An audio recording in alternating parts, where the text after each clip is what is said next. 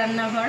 তো আজকে আমার রান্নাঘরে হবে মেথি চিকেন। তো আমার চ্যানেলে অলরেডি একটা মেথি চিকেন দেয়া আছে, ওটা একটু অন্য রকমের, এটা একটু অন্য রকমের।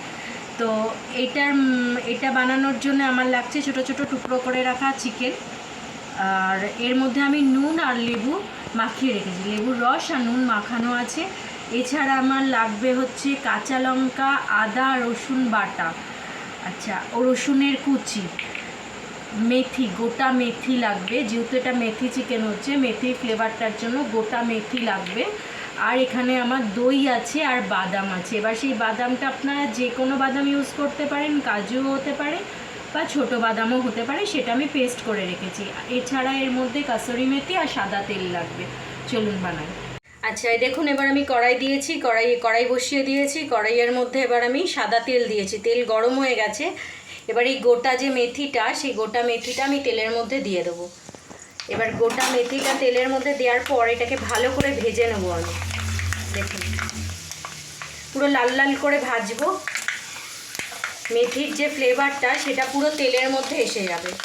এরকম লাল লাল করে ভাজার পরে যখন দেখবেন যে লাল লাল হয়ে গেছে ভাজাটা, যে আমার লাল হয়ে গেছে ভাজা, ঠিক আছে, এরকম লাল লাল করে ভেজে নিতে হবে। ভাজার পরে না গ্যাসটাকে অফ করে দেবেন। অফ করার পরে তেলটা একটু ঠান্ডা হলে এই মেথিগুলোকে এরমভাবে ছেঁকে তেলটা থেকে তুলে বার করে দেবেন। মেথিটা আমরা ফেলে দেবো, কিন্তু মেথির যে ফ্লেভারটা ওটা তেলের মধ্যে এসে গেছে, ওই তেলেই আমরা চিকেনটা রান্না করব। কড়াইয়ের মধ্যে এবার যে আমি রসুনটা কুচি কুচি করে রেখেছিলাম, এই রসুনটা আমি কড়াইয়ের মধ্যে দিয়ে দিলাম, ওই মেথি ভাজা তেলটার মধ্যে দিয়ে দিলাম।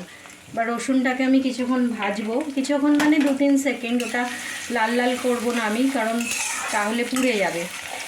একটুখানি এটাকে ভেজে এর মধ্যে চিকেনটা দেবো আমি।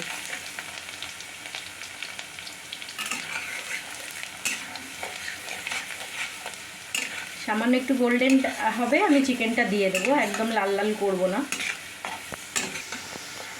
এই যে একটু হালকা হালকা গোল্ডেন হয়েছে, এবার আমি চিকেনগুলো ওর মধ্যে দিয়ে দেবো। আর গ্যাসের ফ্লেমটা হাই রাখবো, কারণ চিকেন থেকে তো জল বেরোয়, তো ওই জন্য ওটাকে আমি এখন লো করবো না। আগে আমি চিকেনটা একটু ভেজে নেবো, তারপরে ওটাকে আমি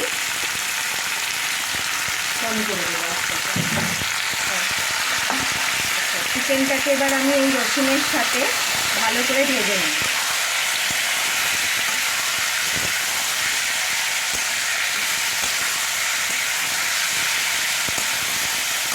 চিকেনটাতে যেহেতু নুন দেওয়া ছিল, তাই এই মুহূর্তে আমি নুনটা অ্যাড করব না, আমি কিছুক্ষণ পর দেবো নুনটা। চিকেনটাকে আমি একটুখানি নেড়ে নিয়েছি।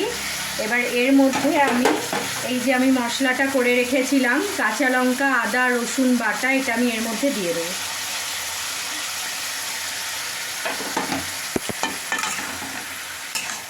দিয়ে এটাকে ভালো করে মিশিয়ে দেব। দিয়ে এটাকে আমি ঢাকা দেব।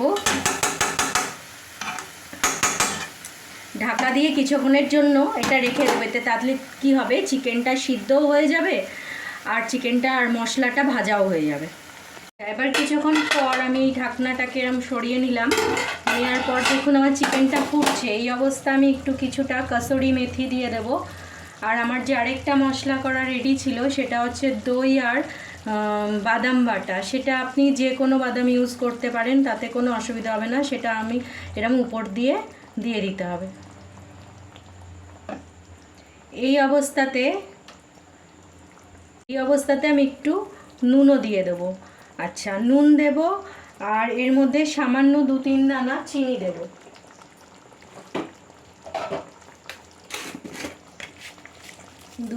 একটু চিনি দিয়ে দিলাম, ব্যাস। এবার এটাকে আমি ভালো করে মশলাটাকে আরেকটু কষাবো।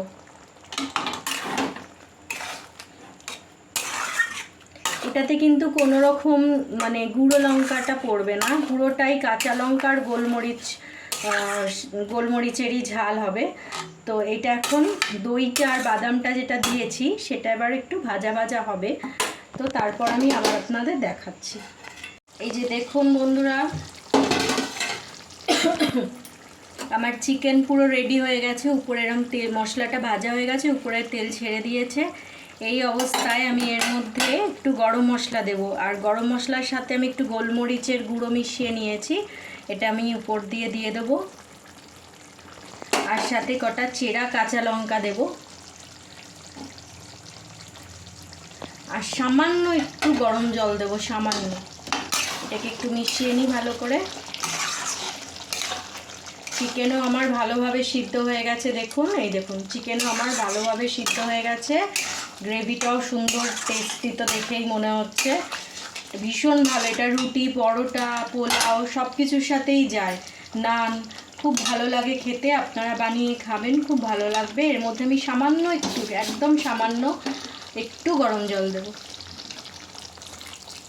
ব্যাস।